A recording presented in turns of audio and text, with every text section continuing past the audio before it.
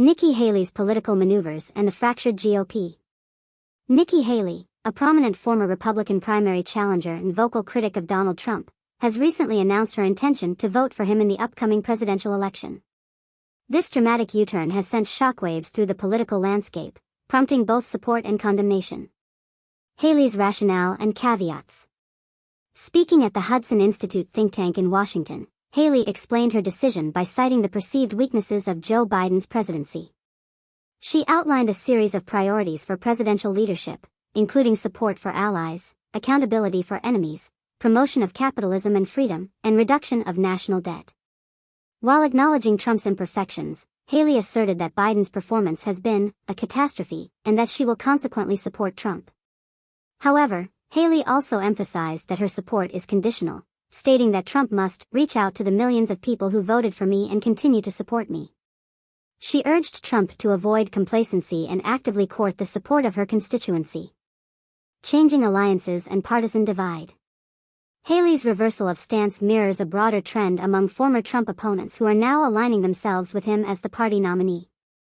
This includes notable figures such as Senate Minority Leader Mitch McConnell, former Attorney General William Barr, and New Hampshire Governor Chris Sununu. During the Republican primaries, Haley had been an outspoken critic of Trump, accusing him of losing political viability, exhibiting moral weakness, and fostering chaos. Trump had also dismissed her as a potential running mate. Backlash and accusations of hypocrisy.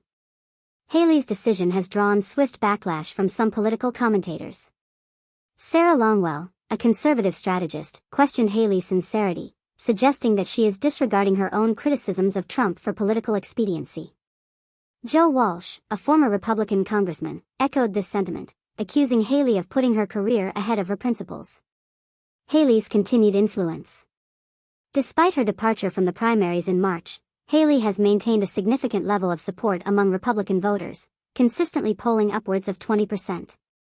This serves as a cautionary note to Trump, underscoring the potential for Haley's voters to sway the election. Biden, recognizing this dynamic, has extended an invitation to Haley's supporters, stating that there is room for them within his campaign. Haley's broader commentary on foreign policy.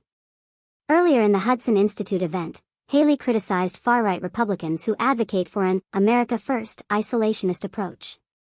She praised House Speaker Mike Johnson for advocating aid for Israel and Ukraine, arguing that abandoning allies and appeasing enemies would endanger the nation. Conclusion. Nikki Haley's decision to endorse Donald Trump highlights the complex and ever-shifting alliances within the Republican Party. Her rationale, caveats, and broader commentary on foreign policy offer insights into the evolving dynamics of American politics, the deep divisions within both major parties, and the potential impact of these divisions on the upcoming presidential election.